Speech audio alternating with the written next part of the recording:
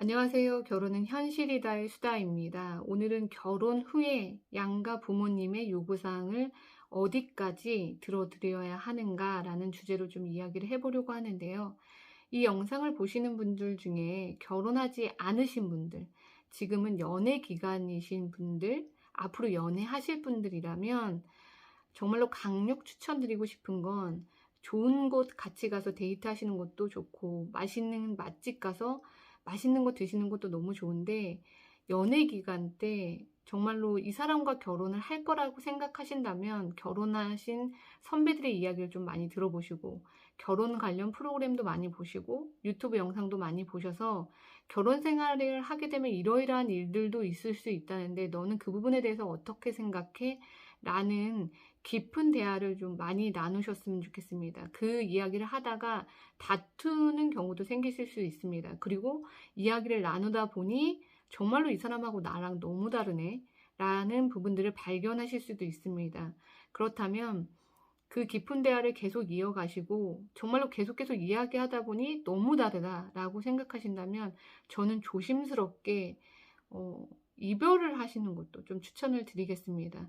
결혼 생활을 해보지는 않았지만 결혼과 관련된 이야기를 하다 보니 나와 너무 다른 의견을 가지고 있고, 이 사람의 이런 부분들이 내가 결혼해서는 정말로 힘들 것 같은데, 내가 감당하지 못할 것 같은데 라고 하시면 연애 때 헤어지는 것을 추천드립니다. 왜냐면 그 부분들을 갖고 결혼하시다 보면 그 부분이 힘들 거라고 생각을 하시잖아요. 예상을 하시잖아요. 결혼하면 그것보다 배로 힘들어지기 때문에 연애할 때 헤어지시길 저는 조심스럽게 추천드립니다. 오늘은 제가 아까 앞서 말씀드린 것처럼 결혼을 한 커플입니다. 이분들도 연애 때는 좋은 곳 가서 구경하고 맛있는 거 드시느라고 결혼 생활에 대한 진지한 이야기를 나누신 적도 없고, 친구분들보다 제일 가장 먼저 결혼을 하셨기 때문에 그런 결혼에 대한 힘든 고민을 해보신 적도 없고, 결혼과 관련돼서 두 분이 장기 연애를 했음에도 불구하고 10년 가까이 연애를 했음에도 불구하고 결혼 생활에 대한 이야기를 한 번도 하신 적이 없다라고 합니다. 그런데 결혼을 하고 났는데 이제 현실이 다가오기 시작한 거죠. 결혼하자마자 결혼 준비 때부터 정말로 본인이 생각지도 못한 일들이 벌어지게 되고, 그리고 돈이 이야기했던 금액보다 준비되어져 있는 금액이 없었고, 양가 도움을 받지 않고 결혼 준비를 하시느라고 많이 고생하셨다고 합니다. 그런데 그 두 분이 사랑하게도 정말로 맞벌이임에도 불구하고 힘드셨는데 계속 시댁 쪽에서 돈을 요구하셨고, 돈을 빌려가실 때마다 갚지 않으셨고, 이 부분에 대해서 배우자 되시는 분이 너무 마음이 아픈데 그 부분을 본인 배우자에게 이야기하다 보면 서로 속이 상하게 되고 싸우게 되고 다투게 되다 보니까 이 부분들에 대해서 계속 묻어두었다고 합니다. 그리고 결혼 연차가 많아지면 많아질수록 그 부분들을 이야기하고 넘어간 부분이 아니기 때문에 이제 서로 갈등이 깊어지기 시작한 거죠. 본인들로 인해서 출발한 갈등은 아니지만 상대 배우자의 부모님에 대한 돈 문제로 이제 갈등이, 서로 이야기하지 않는 갈등이 쌓이기 시작한 거죠. 그러다가 나중에 알게 된 사실이 이 부모님께서는 주변에 많은 분들에게 또 빚을 진 부분도 있고, 그 부분을 아내 되시는 분에게 전혀 상의도 하지 않고 남편분이 혼자 갚게 되시는 상황이 생겼습니다. 그리고 난 다음에 갑자기 시어른께서 집을 사겠다고, 그래서 돈이 있으신 줄 아셨대요, 그 며느님은. 그런데 알고 봤더니 아들 명의로 집을 구입하시고 그 돈에 대해서 그 아들에게 너무 당당히 요구하시는 분이셨다고 합니다.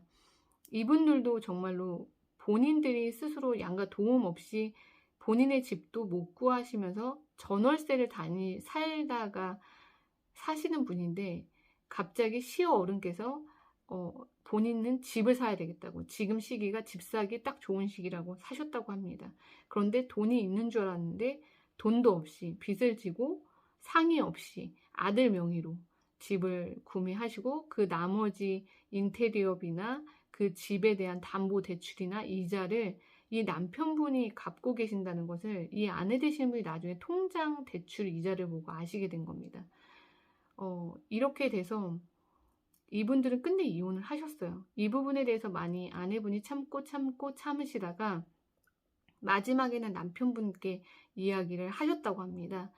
이 부분에 대해서 부모님께 말씀을 드려라. 우리도 돈이 없기 때문에 이 부분에 대해서 돈을 드릴 수 없다라고 정확히 말씀드려라 했더니 그 남편분께서 난 그렇게 못한다 라고 이야기를 하시고, 계속 몇 년 차였다고 하셨잖아요.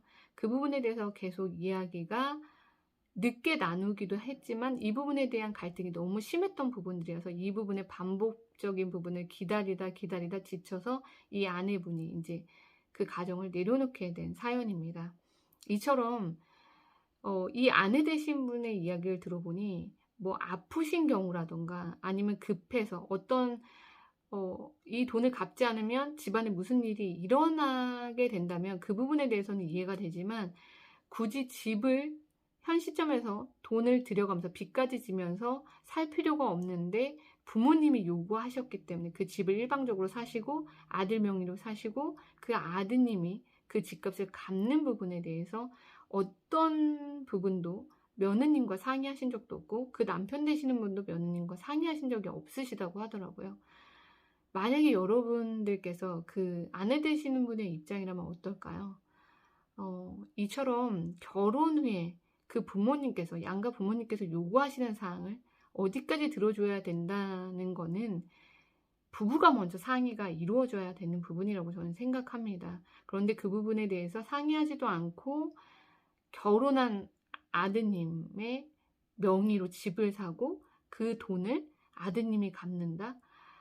저는 이 사연을 들었을 때 그 남편분께서 왜 아내분과 그렇게 상의를 안 하셨는지 모르겠지만, 왜 그런 결정을 내리셨는지 모르겠지만, 결혼 후에 배우자가 생겼음에도 불구하고 그런 부분을 상의하지 않고 그런 큰 결정을 내리셨다는 거, 제가 배우자였어도 정말 속상했을 것 같습니다. 여러분들이 결혼 안 하신 분들이 이 영상을 보면 나는 결혼해서 저런 일이 안 일어나겠지라고 생각하실 수도 있습니다. 이 아내 되시는 분도 결혼해서 본인이 그런 일들이 생길 거라고 상상도 못했다고 이야기를 하시더라고요. 몇 번 그런 일을 반복했을 때는 참고 그냥 넘어가신 부분이 나의 잘못이었다라고 이혼하시고는 좀 이야기를 하셨는데요.